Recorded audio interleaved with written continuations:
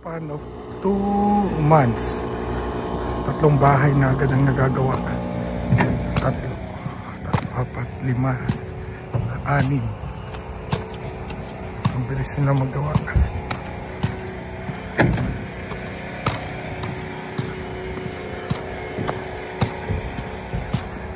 Talagang naghahabol bago tumodo ang winter. Ayan. Ito yung sa likod bahay namin.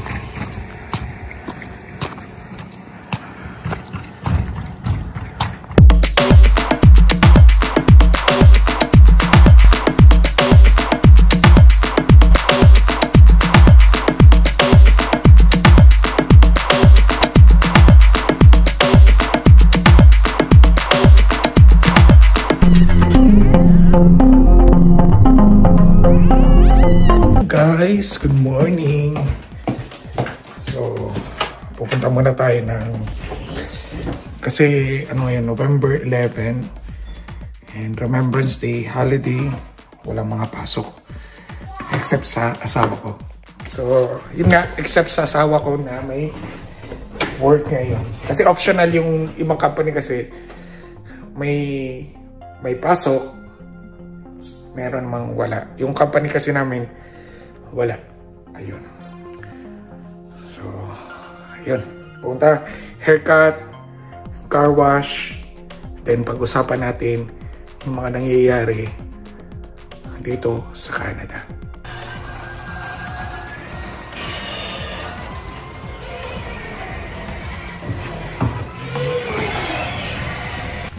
Ang dumi na sasakyan ko.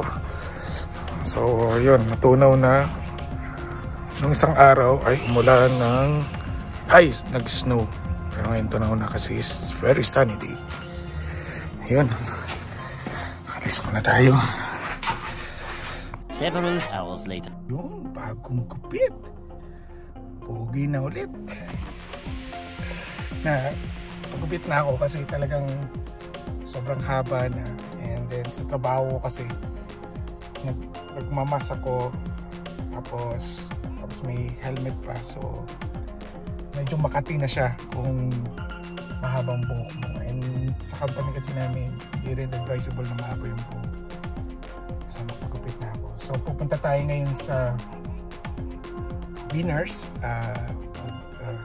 Titingin lang ako ng mga pang decoration sa bahay. So ang pinamili ko, pang center table, kitchen towel bang tawag dito? Yeah. Tapos placemat and then table runner. So inuunti-unti ko muna para ma-visualize ko pa kung ano pa yung kailangan idagdag. So ayoko kasi na isang bilihan agad din later on. Sobra-sobra na pala. So gusto ko minimalist pa rin yung Christmas decoration namin. Ganon rin yung ginawa ko nung inaayos ko, yung pinapaganda ko yung interior ng bahay. So unti-unti lang until okay na siya. So ayoko masyadong maraming decoration pa rin. So right now it's Remembrance Day, like what I said. Pagkatapos nito, mag-i-start ng lahat ng mga tao magde-decorate ng mga Christmas decoration. Kumbaga, in respect, tilang lampas muna nila yung Remembrance Day bago sila mag-decorate ng Christmas decoration. So, parang yun na yung kinagisnan dito sa Canada. Unlike sa Pilipinas kasi pag bare months, automatic magde-decorate na sila. Dito hindi. Kailangan after November 11. Pwede rin naman, hindi naman compulsory na dapat hintay mag-decorate ng after November 11.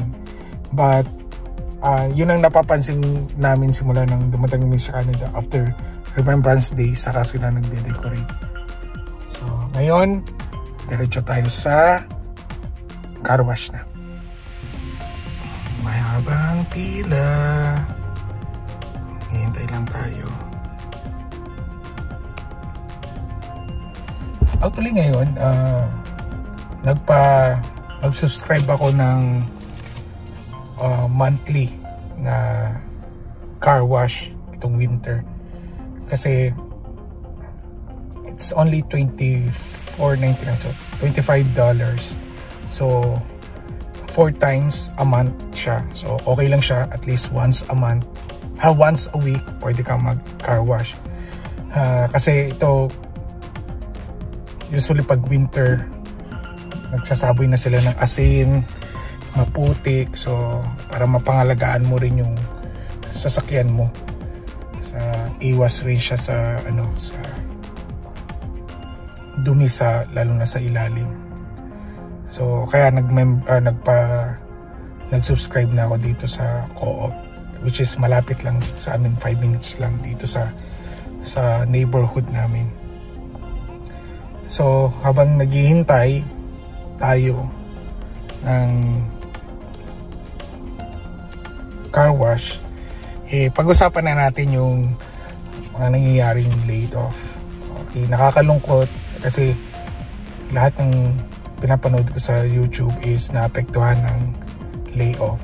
May mga nagbawas ng oras, nagbawas ng araw, may mga may tinatawag pa silang shared time, parang ganun tawag, yung kumbaga parang salitan sila ng shift or oras. Nangyari yan sa Winnipeg rin, doon sa dati kong trabaho. Buti na nag-resign na ako nung lumipat na ako dito sa Edmonton. And fortunate naman ako sa company namin na hindi nangyari yun, and tuloy-tuloy pa rin yung trabaho namin kahit na nag-laid off, kahit na slow down. Supposed to be itong mga ganitong beginning ng winter is busy na kami, fall season, yung patapos ng summer, busy na kami. Marami kaming ginagawang parts ng pipe, na kasi yan yung time na magdidig na sila, mas malambot yung lupa. So talagang busy is because siguro transition, kasi yung company namin is binili ng American company, which is before it was owned by the Russian company. Russian-owned company siya. Anyhow, naramdaman namin yung binili siya ng American company. Isa siya sa pinakamalaking steel company sa States. Kinabahan kami noon kasi akala namin magkakaroon ng layoff. Kasi nga transition, maraming mga turnover. Pero awa naman ng Diyos is hindi nangyari yon. Bagkus, nabigyan pa kami ng increase. So in-announce lang last week na magkakaroon kami ng 3.5% increase sa sahod namin. Supposed to be dapat nung April pa, kasi every April nag-i-increase. So hindi kami unionized, pero every April nagkakaroon kami ng merit increase ang tawag nila. Gaya nga yung nabanggit ko is nagkaroon ng transition from the old owner to the new owner. So na-delayed siya na na-delayed. So we thought na hindi may bibigay sa amin ng company. But yun nga, in-announce ng company last week sa aming toolbox meeting na may increase kami, matutuloy na. And nakagandahan, retro pay pa yung magkakaroon. Bibigyan pa kami yung retro pay. Ibig sabihin yung na-delayed from April, May, June, July, August, September, October. 7 months na yung difference ng sweldo namin is babayadan kami. And then at the same time, yung dati kasi by quarter yung bonus namin, magiging monthly bonus na starting next year, January 2026. So we are so blessed. Lagi namin pinagdadasal, ina-include namin yung prayers namin na yung company na pinagtatrabahoan namin is tuloy-tuloy pa rin, kasi of course yun ang bread and butter natin dito sa Canada. And masaya kami, parang most especially ako, simula ng pasok ako dyan last September, siguro naka 3 beses, pangatlo na itong increase sa sweldo ko. And yung una is after 3 months, dagdag ng $4. Tapos na-promote ako after 2 months, dagdag ng $1. And then ito is $1 rin. Parang, yeah, mga 1 point something. More or less $2 rin siya.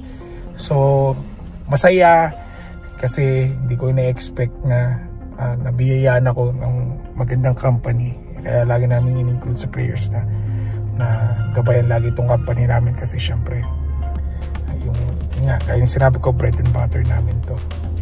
Ayun lang, nakakalungkot nga lang yung ibang naapektuhan ng laid off because most especially sa Calgary kasi here in Alberta kasi yung mga goods, mga produce goods ay coming from states. So yung nag-announce sila ng tariff, yung states, hindi naman basta-basta agad sila mag-shift ng mga ang tawag dito, mga bibilhan ulit. So hindi naman sila basta-basta punta agad sila sa ibang bansa para to buy some goods. Kasi alam niyo naman, ito ang magkalapit lang Canada at US. So ito yung pinaka-nearest na bilihan ng mga products, karamihan sa mga products. And kaya yung karamihan is naapektuhan sa tariff war. Kami, yung company kasi namin, although own siya ng American company, pero parang pangalan lang naman na yung nabago kasi yung hindi kami yung mga vendor namin, yung mga seller na, yung mga bumibili ng product namin is within Canada. So pati yung mga produkto, yung binibili namin mga pipe nang gagaling sa China at Korea. So hindi kami masyadong affected sa tariff war. Yun. So binago yung name ng company namin, everything was changed, pero yung management still the same. Ayun. Yun lang yung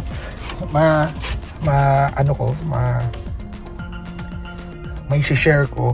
And and at the same time, ang daming pagbabago sa Canada, yung mga rules, immigration rules, policies, everything.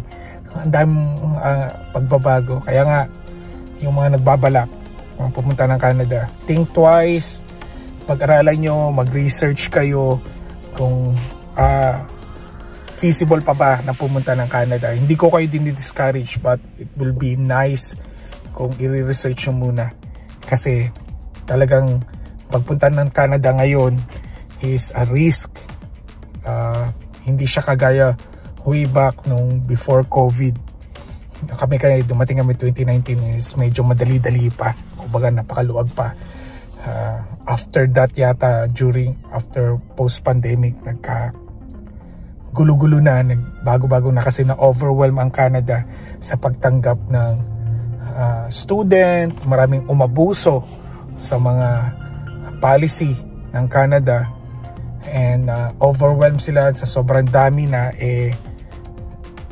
mataas yung population pero hindi ma-occupy ng Canada, and ang naapektuhan yung mga resident and yung mga citizen dito na hindi makahanap ng work kasi nga competition nila yung mga TFW, mga student.